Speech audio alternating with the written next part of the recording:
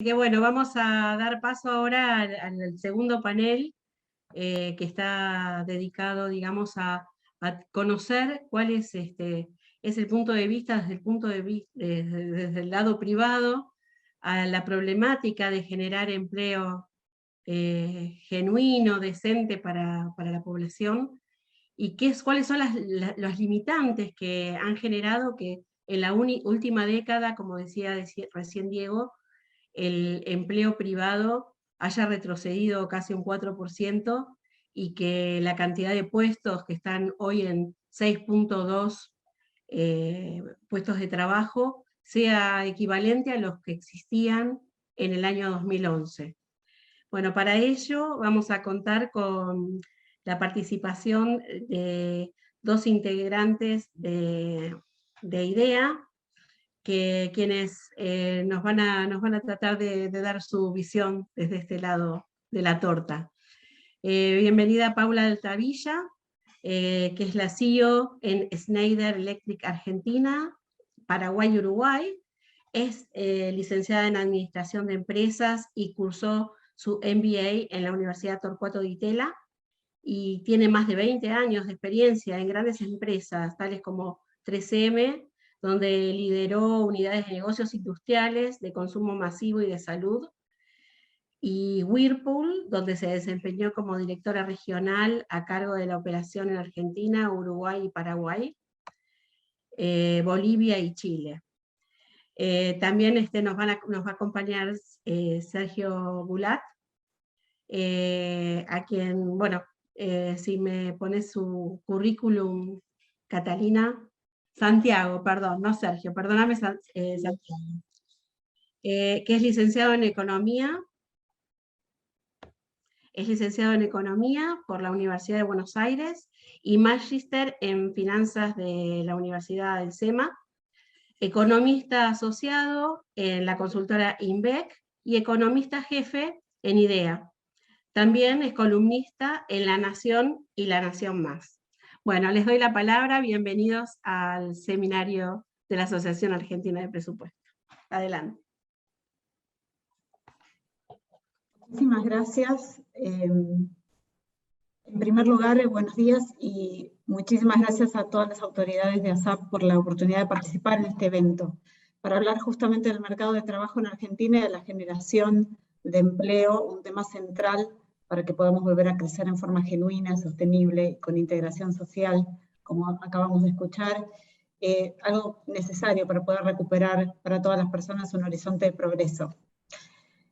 La realidad es que Argentina es un país que todos sabemos es muy rico en términos de recursos, diversidad, de capacidad productiva instalada, talento, capital humano, pero el deterioro de todas estas variables a lo largo de las últimas décadas, 18 recesiones en 37 años, 40% de pobreza, nos dicen a las claras que con el potencial no alcanza. Para poder convertir ese potencial en riqueza se necesita inversión, y esa inversión realmente está lejos de los índices en los que estamos hoy. Estamos en índices de un 13%, necesitaríamos estar en un índice de más del 20% anual como para que esa inversión se traduzca en riqueza, y esa riqueza y ese crecimiento nos permita también generar inclusión. Ahora, sabemos claramente que para poder generar esa inversión necesitamos también confianza, un horizonte de predictibilidad que incluye estabilizar variables macroeconómicas y, lo que es todavía más importante, estabilidad regulatoria. Entonces, necesitamos normas que puedan mantenerse en el tiempo para poder construir y cumplir planes de inversión. Quienes estamos en el sector privado sabemos que tenemos en nuestras computadoras, en nuestras cabezas, un montón de proyectos. Para viabilizarlos necesitamos que las condiciones con las cuales armamos los planes de negocios después puedan estar vigentes al momento de la ejecución. Y necesitamos tener soporte, saber que vamos a contar con el soporte para poderlo llevar adelante. Digo esto porque Argentina en los últimos años se ha reducido la cantidad de empresas empleadoras, y Santiago nos va a dar mucho más detalle de lo que les estoy contando. Necesitamos tener más empresas. Hoy tenemos 14 cada 1000 habitantes, nuestros vecinos, Brasil tiene casi el doble, Chile tiene más de 3 veces más, con lo cual necesitamos claramente generar los incentivos para la inversión y el empleo. Ahora, como nos decía recién el panelista anterior, es necesario que ese empleo, digamos, no alcanza con el crecimiento y se necesitan políticas específicas para la generación de empleo. Todos los procesos de recuperación van a llevar tiempo, aún si hiciéramos todo perfecto de ahora hacia adelante, y hay 18,6 millones de personas en la pobreza, 54% de chicos pobres que en los próximos 10 años van a construir sus capacidades para toda la vida. Entonces es muy importante que estemos generando este consenso. Y esas son las dos cosas que a mí me dan esperanza. Por un lado, hace 8 meses cuando empezamos a pensar, yo este año tuve la oportunidad, el privilegio de poder tener la experiencia de presidir el coloquio de ideas, y realmente cuando empezamos a discutir todo esto, no estaba tan claro este consenso de todos los actores sociales respecto a la necesidad de generar empleo privado, registrado, productivo. Hoy creo que esto es algo que está sobre la mesa y que todos estamos de acuerdo en que tenemos que poner el empleo en el centro para generar ese crecimiento sostenible con integración social. Y en ese punto, entonces, también hay un consenso respecto de la necesidad de apuntalar la educación, porque el empleo del futuro, con la economía del conocimiento atravesando todas las industrias y todos los sectores, es trabajo calificado. Hoy las personas que tienen habilidades digitales, que además pueden trabajar en equipo en forma flexible, resiliente, ágil, y que manejan un segundo idioma como el inglés, digamos, tienen infinitas posibilidades de conseguir trabajo, mientras que las personas que carecen de estas habilidades realmente se ven muy complicadas para conseguir empleo. Entonces es muy importante apuntalar el trabajo y la capacitación, la educación, tanto de las personas que están en el mercado o están en edad de trabajar, como de los chicos, de esas nuevas generaciones que se están formando. Y el otro punto que me da esperanza, además de este consenso que parece estarse formando y estarse consolidando a nivel general, es que también estamos empezando a asumirnos como responsables. Todos los actores sociales necesitamos sentarnos a la mesa de discusión y cambiar esta dinámica de confrontación y de tirar cada uno para su lado con la que venimos operando en nuestra sociedad desde hace muchos años, para poner un objetivo en común que parece perfilarse y estar claro, y encontrar las soluciones todos juntos.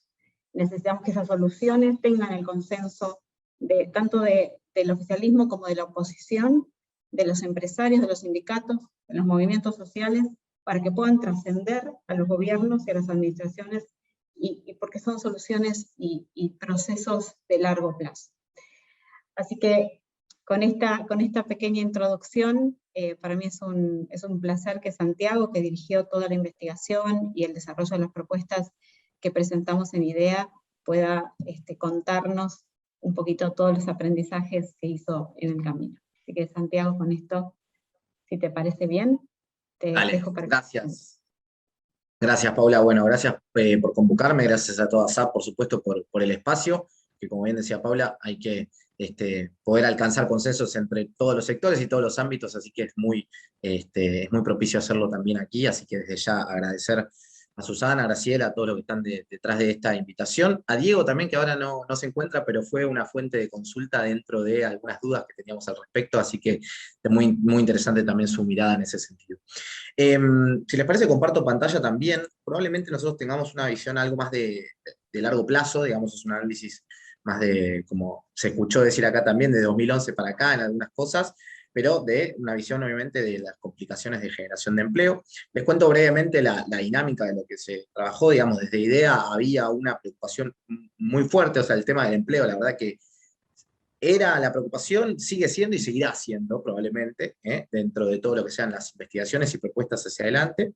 Y obviamente IDEA es una entidad que aglomera más de 500 empresas, de las cuales diría que la mitad son pymes, ¿no? Lo cual te da a entender también que es como muy amplio todo el espectro de lo que logramos recabar de información en ese sentido. Pero si les parece, les comparto pantalla y voy repasando la presentación, y luego obviamente cuando haya consultas, después hablamos de eso. Bueno, básicamente empezamos a idear un mapa laboral argentino para entender dónde estamos parados al momento, ¿no? En una primera instancia lo que vemos es que la población de asalariados privados como porcentaje de la población en edad de trabajar venía descendiendo permanentemente, ¿no? Aquello que era un 23% de la población, de hecho en 2008 era incluso más alto, cerca del 24%, permanentemente se fue deteriorando hasta estar hoy por debajo. ¿Esto qué quiere decir básicamente? Crece la población, pero no logramos que haya un mercado laboral del sector privado formal que logre absorber esta cantidad de población, ¿no? Esta nueva demanda de empleo que aparece. ¿Eso en qué se traduce básicamente? En esta ecuación, que tenemos asalariados privados, la línea que estamos viendo abajo, que se encuentra estancada, y fíjense también, esto lo marcaba, la pandemia obviamente complicó muchísimo más esto, ahora empezó a repuntar sobre el final, pero básicamente lo que vemos es que nos encontramos 5% por debajo en términos de empleo neto de lo que era en el año 2012, estos son datos del CIPA, por eso empieza base en el año 2012, de hecho 2011 debería ser bastante parecido, pero básicamente nos muestra que en la última década el empleo privado formal se mantuvo estancado y desde la crisis 2019, diría, y más afectado por la pandemia, vemos una caída del 5%. ¿Qué pasa en contraprestación? No es que no se genera ningún tipo de empleo.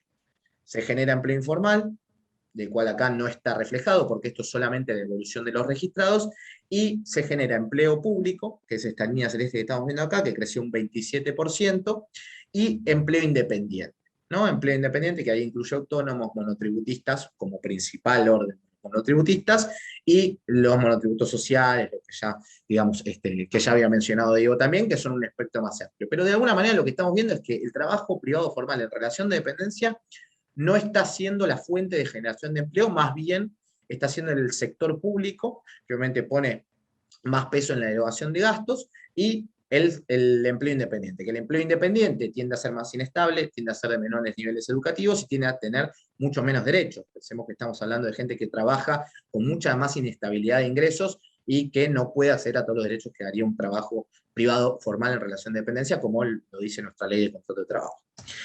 En este sentido, lo que vimos también es que la tasa de entrada y de salida está muy vinculada, ¿no? Lo que pasó básicamente el año pasado, donde terminamos, es que con, digamos, la provisión de despido, que lo mencionaba también Diego previamente, obviamente es una situación que en emergencia sirve muchísimo, de hecho por eso no hubo una caída tan fuerte como lo fue en el año 2002, pero lo que sí vemos es que ahí generó una reticencia también en la entrada, ¿no? Está muy vinculado que si vos bloqueás la tasa de salida del mercado laboral, también estás afectando la tasa de entrada del mercado laboral. Esto ha repuntado ahora en el año 2021, todavía no a niveles digamos, previos a la pandemia, pero ya las encuestas de indicadores laborales empiezan a mejorar, pero estuvimos, fíjense, en el año 2020 con una tasa de entrada al mercado laboral que estuvo por debajo de lo que fue la peor crisis de la Argentina, ¿no? Que fue la del año 2002, con lo cual veníamos en un escenario de emergencia muy, muy fuerte.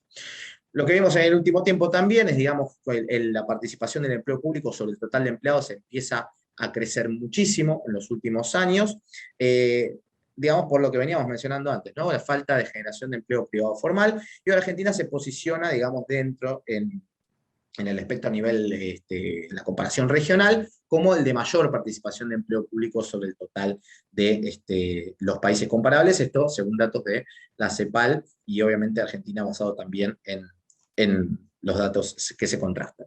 Fíjense el empleo independiente, que uno quizás pensaría que es una tendencia a nivel global. Lo que nosotros nos encontramos en este sentido es que no sucede, por lo menos con la misma velocidad en todos los países. Básicamente, cuando uno analiza el empleo independiente, en Argentina viene tomando mucha velocidad, mucha más de lo que pasa en el resto del mundo.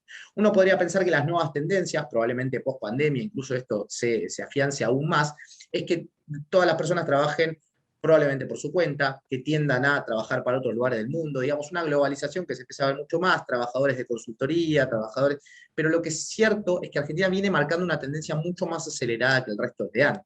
Y esto tiene que ver con una precarización de ese empleo, ¿no? Con lo que encima que no se genera tanto empleo, bueno, lo que más complica es que el empleo que se genera no es de buena calidad, ¿no? Y en este sentido, Argentina no está tan lejos digamos, no está tan desacoplado de lo que pasa en la región, por ejemplo, el mercado laboral de Brasil, por ejemplo, el mercado laboral de Chile, pero sí viene acelerando mucho. Con lo cual Argentina probablemente, si sigue esta tendencia de más creación de puestos de trabajo independientes que los formales en relación de dependencia, bueno, tendamos un mercado laboral menos propicio a lo que nos gustaría tener, ¿no?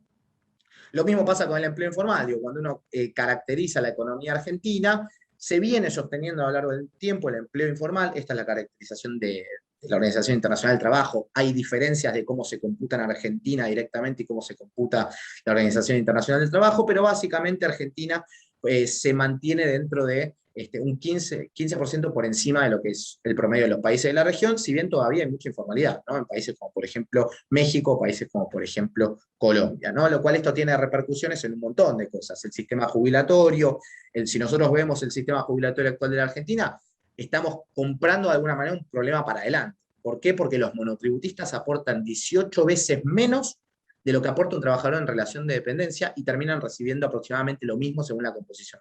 Entonces, de alguna manera estamos generando hoy problemas hacia el futuro y los informales que no reciben, que digamos que no aportan, van a tener también una prestación hacia futuro, con lo cual también te genera un bache fiscal hacia adelante. Y por suerte Argentina se encuentra dentro de un bono demográfico, lo cual de alguna manera te permite que este problema no sea tan tajante al momento, pero que eventualmente sea una complicación hacia adelante. Por eso es que las soluciones de crear este trabajo en relación de dependencia tienen que ser ahora, ¿no? De alguna manera, para no seguir postergando este problema.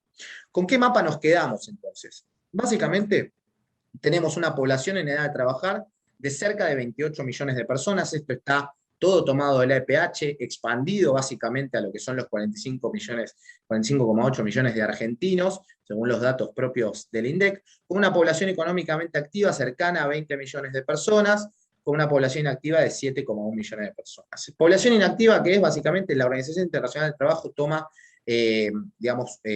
población en edad de trabajar desde los 14 años, cosa que es un estándar internacional. Obviamente en la Argentina la gran mayoría están inactivos por un tema de escolaridad, por supuesto, y otra gran parte, bueno, por regímenes especiales y demás, y otra gran parte porque no trabaja y hay un jefe de hogar, ¿no? De alguna manera esa es la composición de la población inactiva, que no necesariamente tiene una connotación que debamos preocuparnos, ¿no? Entonces, de alguna manera tenemos 1,8 millones de personas desocupadas, luego de eso, que hoy están buscando trabajo y no lo consiguen. Asalariados privados formales, 6,1, ahí decían 6,2, puede haber alguna pequeña diferencia, pero estamos hablando de más o menos 6,1 millones de personas asalariadas privadas formales, que es el mismo número, como bien decían también desde el año 2011. Un empleo público de 3,7 millones de personas entre todos los que están registrados y los que hoy no se encuentran registrados dentro del sector público, con contratos hacia, digamos, por fuera de lo que es el régimen de relación de dependencia. 2,4 millones de independientes registrados, disculpen, y después una población no registrada, que acá es donde está la informalidad de alguna manera, de más de 6 millones de personas, ¿no? Donde algunas son asalariadas y otras son independientes, pero no se encuentran registradas, ¿no? Con lo cual estamos hablando de que tenemos más informales, de alguna manera, de lo que tenemos de asalariados privados formales. Entonces es una señal de alerta como muy importante en este sentido. Lo que vimos también es que la asistencialidad se ha incrementado mucho también, o sea, hay una relación muy clara, esto lo decía Diego previamente, pero es a medida que no creamos trabajo, esa necesidad de sustituir de alguna manera esos ingresos para que las personas puedan seguir accediendo a bienes y servicios, se vuelve como parte de gasto que tiene que hacer el Estado para contener esa situación. Entonces, de alguna manera, la asistencialidad viene subiendo y cerca del 91%, sin tener en cuenta, obviamente, todo lo que fue 2020, que fue un año mucho más complicado por todo lo que fue el IFE y demás, pero no es algo que se sostenga a lo largo del tiempo, ¿no? Estamos hablando de un gasto que era de 0,9 puntos del PBI, prácticamente se duplica en términos del PBI para contener toda la población, digamos, de alguna manera, que no está pudiendo conseguir trabajo.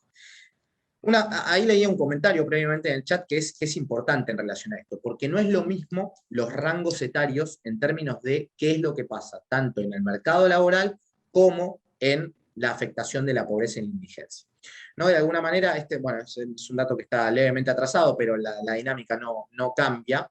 Estamos hablando de un total de país de 42% de pobreza, con 11% de indigencia, ahora ese indicador pasó a 40%, y el total de la pobreza, con lo cual la diferencia es muy, muy chica, pero cuando hicimos el trabajo estamos hablando de un 42% de pobreza, con una afectación de jóvenes mucho más fuerte. Entonces, de alguna manera, cuando empezamos a pensar los problemas hacia adelante, de esta falta de generación de empleo privado en relación de dependencia, lo que nos preocupa ver también es que esta falta de capacitación y demás recae en todo lo que va a ser la futura población activa.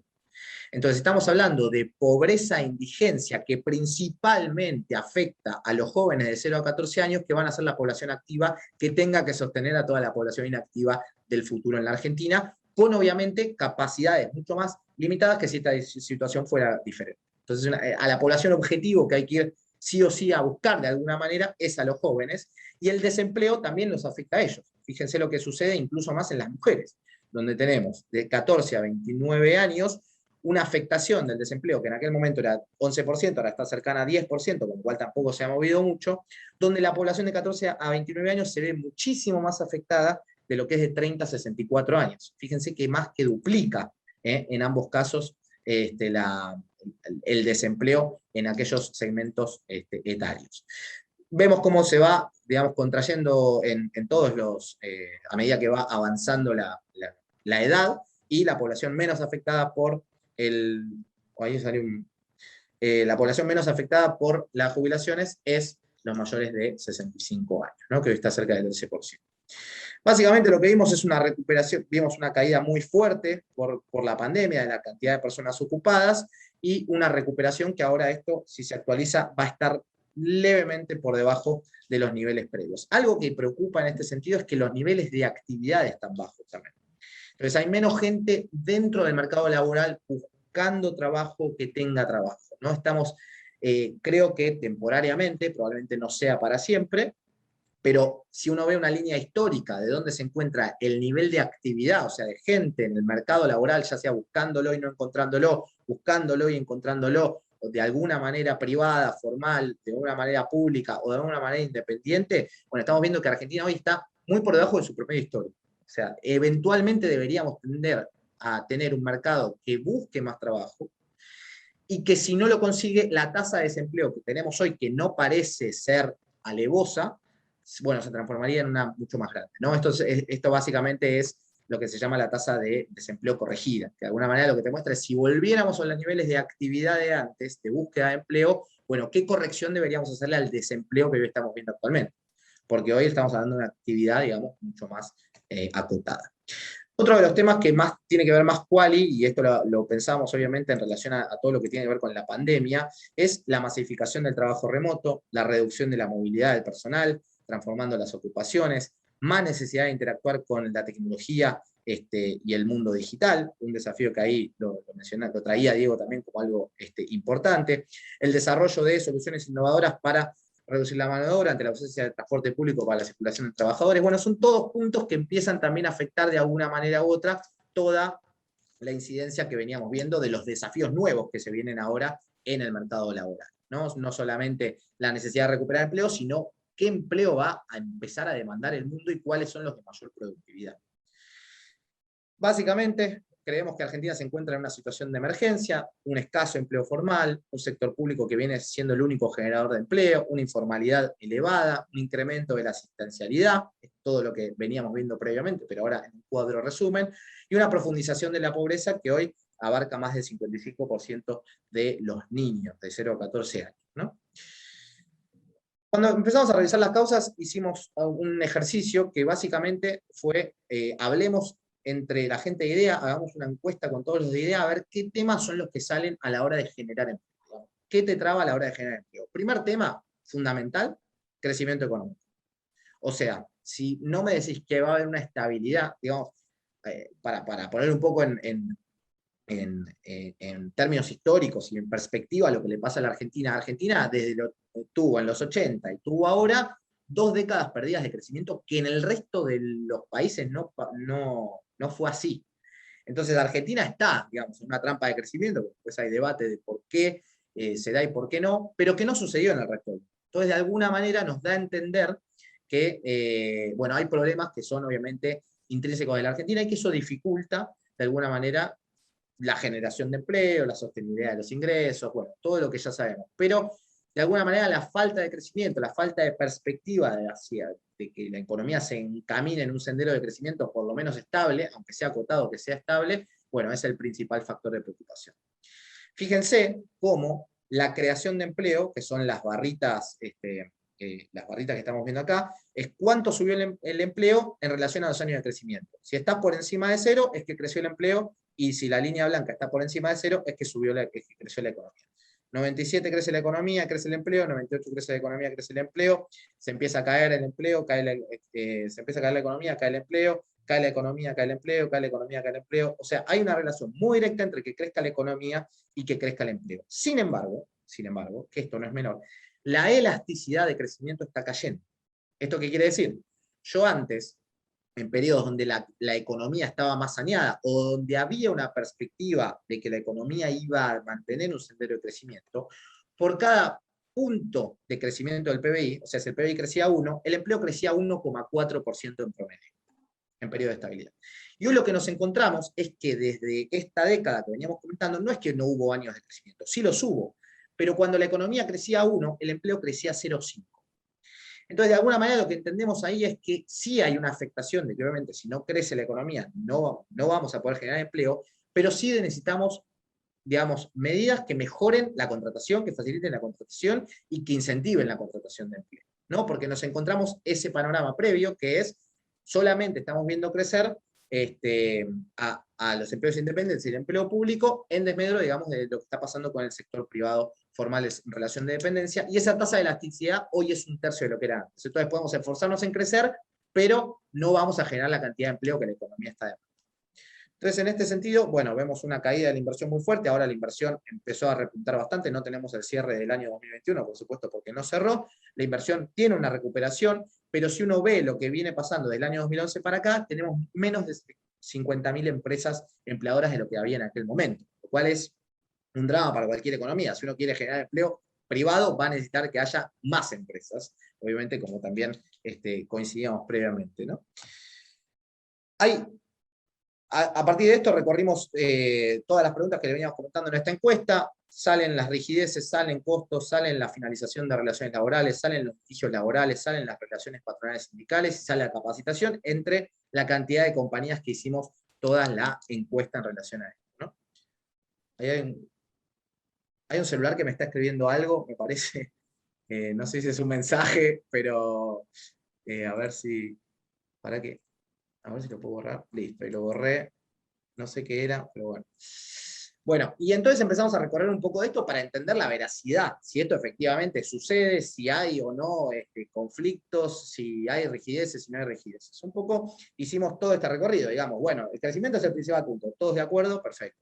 Ahora, vamos a los puntos. ¿A vos te pasa lo mismo? ¿A alguien le pasa lo mismo? Probablemente Toyota, caso anterior mencionado, no tenga el mismo problema que puede llegar a tener Paula o que puede llegar a tener una pyme que tiene 10 empleados o una que tiene 5. ¿no? Entonces, donde la informalidad, por supuesto, es mucho más alta también. Pues todos estos temas son los que salieron, pero obviamente no son iguales en todos lados. Un poco lo que vimos es recorrer cada uno de estos, ¿no? Entonces, cuando vemos rigideces, vemos la competitividad, es un punto obviamente clave, en todo lo que es rigidez laboral. Argentina está 136 en el puesto de 141 países, acá tiene que ver con la capacidad de determinar los salarios, las políticas activas de empleo, derechos de trabajadores. Bueno, todos estos puntos son los que el World Economic Forum hoy nos ubica muy por debajo de la región y en el puesto 136 de 141 países.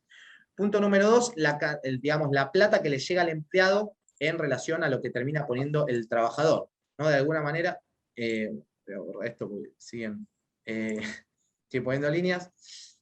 Un poco lo que vimos ahí es que Argentina se termina recibiendo también menos, digamos, es la que menos recibe sueldo en términos netos en relación al promedio de la región. Brasil está muy comparable con Argentina, la verdad es que termina siendo prácticamente igual. Argentina tiene una relación mayor, sobre todo con el empleado, ¿no? Que se termina sacando el empleado. Pero básicamente vemos que los costos son bastante parecidos a Brasil y termina siendo muy inferiores, por ejemplo, a lo que sucede en Chile o Colombia. Que acá tenés los dos componentes, lo que paga el trabajador y lo que paga el empleador. Obviamente, estos son todos descuentos para jubilatorios en gran parte, tiene que ver con bueno, todos los pagos a seguridad social, todo lo que tiene que ver con, bueno, todo lo que tiene que ver con costos laborales, básicamente, y de alguna manera lo que vemos es que hay un desincentivo de algunos trabajadores, sobre todo en compañías más chicas, que lo que dicen es, pagame una parte de manera informal. Entonces, es como que estamos desincentivando de alguna manera, o incentivando, si se quiere, el enanismo fiscal en gran parte de, en una pata de los trabajadores, y por el otro lado, empleadores que dicen, no voy a contratar con esto, ¿no? Entonces, vimos que efectivamente Argentina está algo por encima de la región. Pagos indemnizatorios por despidos, Argentina está igual que Chile en este sentido, también está medido en semanas de salario, cuánto se termina pagando, obviamente con la doble esto es más, pero ahora la doble tendería a desaparecer, pero Argentina también se posiciona entre los de mayor pago indemnizatorio por despido. Hay obviamente economías en las cuales no tienen, por eso ahí dice cero, porque tienen son mucho más propensos a tener seguros de desempleo, que es otra lógica, digamos, de cómo contener esa situación de desempleo. En general, en la región, por ejemplo, Brasil tiene un mix entre seguro de desempleo e indemnizaciones, pero en general hay indemnizaciones, digamos, en todos los países, ¿no? En todos los países de la región. Otro de los puntos era la litigiosidad. Fíjense, esto es un gráfico interesante en relación a todo lo que ha entrado en la Cámara de Apelaciones del Poder Judicial de la Nación, cómo se han incrementado los litigios, ¿no? Donde acá obviamente es una preocupación. Lo que nosotros determinamos, lo que pudimos ver, por lo menos en todas las encuestas que hicimos en este sentido, es que hay muchas empresas, sobre todo chicas, que están preocupadas por el avance de los litigios permanentes, ¿no? En sus compañías y dicen, no, prefiero no contratar, no tomar personal, sumar horas extras a otra persona, pero no sumar personal por tener un problema después. Bueno, es algo que eso salió mucho, evidentemente, es algo que también nosotros ahí tratamos de hacer algunas propuestas, pero el crecimiento la verdad que no tiene que ver necesariamente con la cantidad de despidos, con lo cual de alguna manera acá, ni con el mercado informal, que no ha cambiado demasiado su tendencia en el último tiempo, ¿no? Entonces ahí estamos viendo una tendencia muy desacoplada de lo que venía pasando en el mercado laboral y muy acelerada, sobre todo 14% de crecimiento por año. El otro tema es la capacitación, un tema fundamental, obviamente.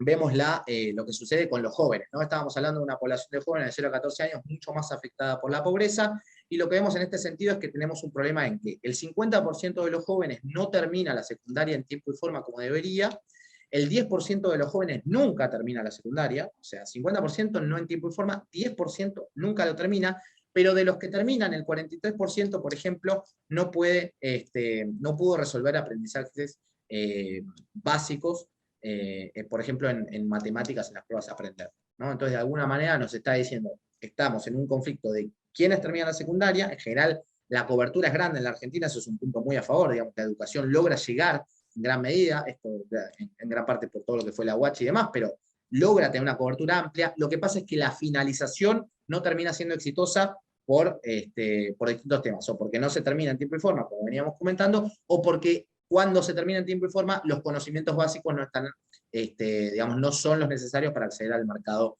laboral, a la exigencia del mercado laboral. Bueno, paso rápido eso porque es un resumen. Básicamente 3 propuestas, dijimos un régimen de emergencia, mejoras tácticas y cambios institucionales para las nuevas demandas del mercado laboral.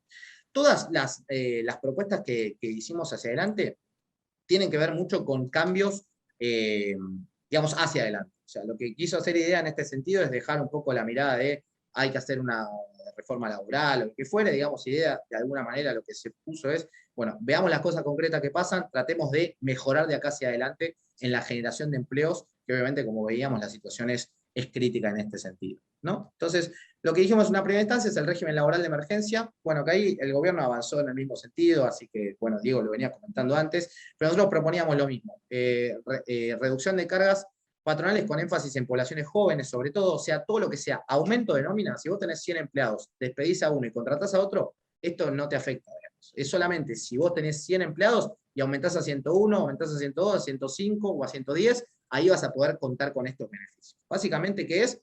Una reducción de cargas patronales que sea decreciente en el tiempo. Es decir, el primer año, si contratás gente, o sea, salgamos de la emergencia, contratemos gente, vas a tener un 75% de reducción de cargas patronales.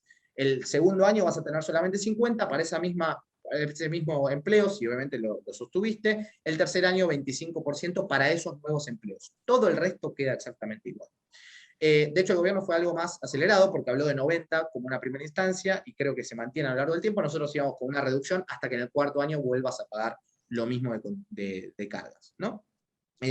Por otro lado, una instalación del blanqueo laboral con eliminación de pasivos asociados. Lo que decimos es, toda esa gente que está en el mercado informal ya está informal y no tiene incentivos ahora ni desde el lado, del lado del empleador a cambiar esta situación, porque, digamos, el tema de los juicios ya está muy activo, con lo cual es un tema que ahí está, que lo veníamos destacando como un punto central, y obviamente porque no tiene, digamos, no va a sumarse costos a hacerlo. Lo que sí decimos acá es de alguna manera, si te sumás a este programa de emergencia laboral, bueno, vas a tener un año solo, el primer año desde que este régimen de emergencia se instale, que te va a permitir, de alguna manera, blanquear a todo ese personal sin contar con costos previos asociados y además tener este 75, 50 y 25% de, digamos, de beneficio, de bonificaciones en los primeros 3 años. En caso de no hacerse, perdés automáticamente la posibilidad de sumarte a este régimen de emergencia, ¿no? Entonces es como, de alguna manera, un blanqueo que sirva solamente para el primer año y para poder hacer un shock de contratación de empleo.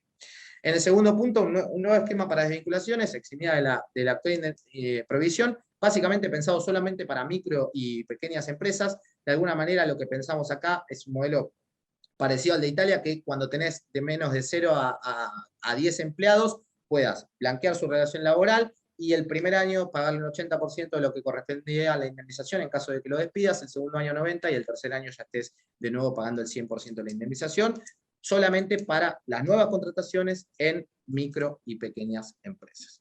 El segundo punto son mejoras tácticas para el sistema actual. El primero es la federalización, activa del SECLO, el Servicio de Conciliación Laboral Obligatoria. Acá vimos que en las provincias donde se instaló, la verdad es que tuvo un funcionamiento muy efectivo, es la instancia previa a llegar a un juicio, una negociación que les permita a la empresa y al empleado de alguna manera llegar a un acuerdo previo a llegar a una judicialización, que obviamente es la preocupación que tienen las mayores pequeñas y medianas empresas. El segundo punto era la imposibilidad de iniciar reclamos judiciales luego de pactada y liquidada la indemnización. Obviamente, si tiene que haber una instancia media de negociación, la tiene que haber, pero si una vez que se pacta la indemnización, que no le aparezcan nuevos costos a futuro. ¿Qué es lo que observamos en ese sentido? Muchas empresas nos decían, yo tengo que despedir a alguien, si yo contrato a alguien y luego lo tengo que despedir, me tengo que guardar caja por 2 años por las dudas de si a mí me cae un nuevo litigio por esa contratación previa. Entonces, de alguna manera, las empresas grandes tienden a hacer esto, las empresas chicas no tienen espalda para hacerlo y deciden no contratar gente. Entonces, de alguna manera, lo que decimos es, bueno, una vez que se pague la indemnización que corresponde por ley, bueno, de alguna manera no vas a tener pasivos contingentes, que fue la palabra que salió permanente, ¿no? Tener pasivos contingentes a futuro de una relación laboral que ya no está. El tercero, la modificación de multas laborales. En este sentido, lo que dijimos es homogeneización del cálculo. Hay un montón de cálculos diferentes, es muy difícil para los empleados, para las compañías chicas que no cuentan con un cuerpo de abogados, entender cómo funcionan esas multas laborales. Y establecer el fee, digamos que se respete el fee que le corresponde a los abogados litigantes, y después establecer un programa de modernización de convenios colectivos de trabajo. Acá obviamente traemos de alguna manera en la revisión tripartita, gobiernos, sindicatos y empresas, todo lo que tiene que ver con la productividad, ¿no? La mejora de la productividad que también estaba comentando Diego y que puso el caso de Toyota como uno de los que ha funcionado muy bien. El caso del petróleo es otro de los importantes. El tercer eje de esto, los cambios institucionales para las nuevas demandas del mercado laboral. Acá tenemos 3 puntos principales. El primero es la capacitación, el segundo el empleo independiente, una mejora del empleo independiente, y después un eje de formalización. El primer punto de capacitación, básicamente, acá hay varios modelos que se pueden aplicar. Estuvimos estudiando el caso de Chile, por ejemplo, estuvimos estudiando otros casos de la región, pero el de Chile quizás como el más práctico. Argentina está haciendo algo en este sentido ya de alguna manera, pero lo que decimos acá es que haya la posibilidad de que las empresas puedan tomar personal para capacitarlo. O sea, ¿qué quiero decir con esto? Que puedan tomar personas desempleadas, que esas personas desempleadas tengan una asignación estímulo, es decir, que puedan recibir un beneficio del Estado para mantenerse, pero que se mantengan activos capacitándose dentro de las compañías. Esa compañía, a su vez, o se compromete a tomar un determinado porcentaje del personal, que puede ser un 20%. Entonces capacita, supongamos, 10 personas, toma a 2 personas, de las cuales también tiene menos sesgo de error la compañía, porque ve cómo trabajan esas personas, las capacita en el mientras tanto, y las otras 8 personas restantes se quedan con un certificado y con habilidades hechas, además de la asignación de estímulo otorgada por el Estado, para que puedan ir a capacitarse a esas compañías en el mientras tanto, mientras están en búsqueda laboral. De alguna manera, creemos que es una forma de hacer continua la capacitación y además que las empresas puedan tomar empleados en ese sentido, ¿no? El segundo punto es el empleo independiente. Acá creemos que debe haber una reformulación del monotributo. Aquí hay varios puntos para ver y una creación de una nueva figura laboral. ¿Qué es lo que decimos acá?